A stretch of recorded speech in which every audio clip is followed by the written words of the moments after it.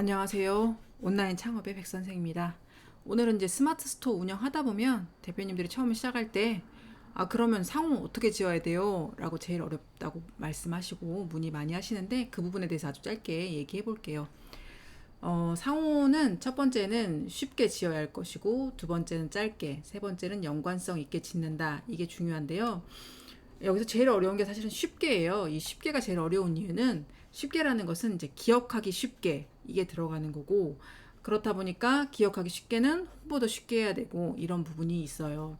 짧게는 이제 뭐 한 글자부터 뭐 몇십 글자까지 가능하겠지만 보통의 경우는 한 글자나 두 글자일 때는 검색했을 때 좀 불리한 점이 있어요. 그래서 우리가 뭐 크게 생각하시면 한 글자로 짓기를 원하시고 이런 분들도 많은데, 실제로 검색할 때는 이제 조금 단어가 보통은 한 세 글자에서 다섯 글자 정도가 가장 좋고요.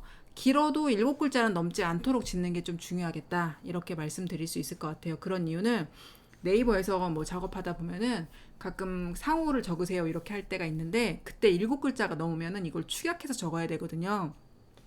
그렇기 때문에 상호는 가능하면 이제 일곱 글자 이내로 지어주시는 게 좋겠어요. 두 번째는 스마트 스토어 상호 짓기는 이제 물론 브랜드라는 엄청 큰 단위로 보면은 굉장히 어려운 문제긴 하지만, 스마트 스토어에서는 상호가 일단 변경이 가능하잖아요. 그렇기 때문에 조금 편안한 마음으로 이 상호를 지을 때 혹시 내가 마음을 먹었으면 그 상호를 좀 검색해 본 다음에 유사하지 않은 상호로 좀 지어보는 게 굉장히 의미가 있어요. 검색했을 때 유사한 업체가 있을 경우에는 나중에 좀 문제가 될 수가 있기 때문에 그 부분은 꼭 주의하세요.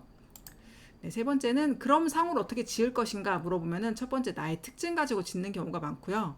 그러다 보니까 이제 가족들 이름이 많이 나와요. 뭐 애들 이름부터 부모님 이름, 또 내 이름이나 나의 특징 같은 게 많이 나오고요.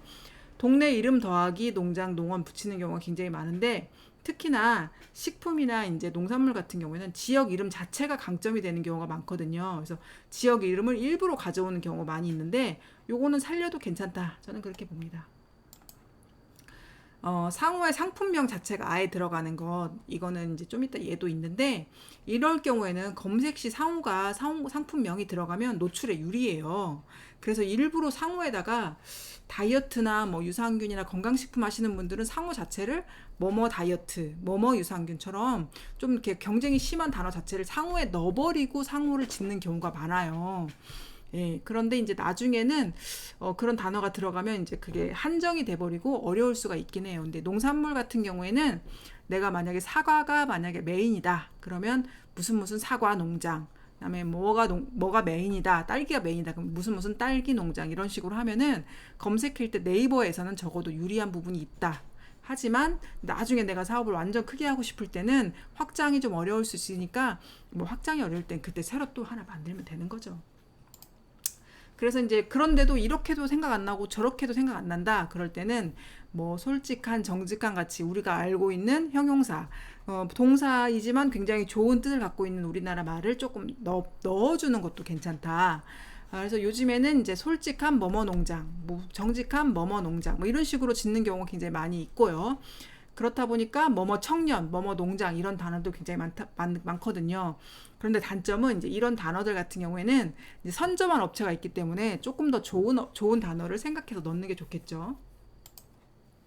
근데 주의할 점 중에 하나는 이제 상호 자체를 지을 때 사업자 등록증을 이미 내서 법인회사가 있으신 분들 같은 경우에는 스마트 스토어를 처음 시작할 때 농업회사 법인이나 영농조합 법인 뭐뭐뭐라고 이렇게 상호 자체가 있는 경우가 있어요. 그런데 이런 경우는 이 검색할 때 이 단어까지 상호에 넣어버리면 이제 이런 게 불리해요. 예를 들면 농업회사 법인 보리쌀 검색하면 이런 회사 있죠. 이런 회사 같은 경우에는 회사 이름이 아무리 좋다 하더라도 사실 이 회사를 검색할 때는 농업회사 법인 뭐뭐뭐라고 검색해야지만 여기가 나오거든요.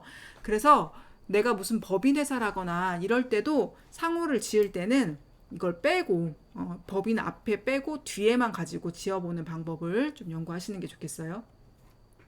그럼 이제 벤치마킹 한번 해보면서 잘 된 업체 몇 군데 샘플을 가지고 왔어요. 도라지 청년은 이제 도라지라는 상품을 판매하는 청년분들이죠.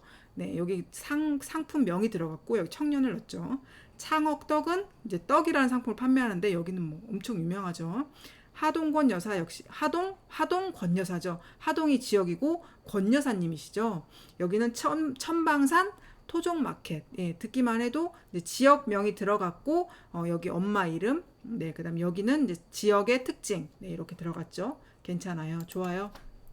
여기는 이제 상호에 내가 하고 있는 한우를 넣고 여기는 이제 뭐야 엄마네. 예, 엄마가 하고 있는 한우다. 여기는 따옴 농장, 황금이네, 정담아 농원 이런 식으로 가벼운 듯 하면서도 기억하기도 쉽고 또 주변에 있는 것들을 많이 이용해서 하는 거고 여기는 엄청 큰 업체들인데 뭐 프레시멘토, 미스터 네이처, 땡큐 파머스, 유기농 마르, 뱀년 밥상, 마꿈 푸드, 네, 대한민국 농수산, 태화 농수산, 건어물, 도매몰, 과일꿀 이런 데가 있고요. 이런 데들은 보면 이제 상품 자체가 여러 가지가 있고 그다음에 여기 솔직한이 붙은 곳도 몇 군 찾아보니까 있더라고. 잘 나가는 곳 중에 솔직한 식당, 솔직한 농부 이런 데도 있죠. 그래서 이렇게 아예 도매몰 느낌 나게 이렇게 하는 것도 괜찮고 아예 상품을 이렇게 키울 생각으로 하실 때는 이렇게 하시는 경우도 많다.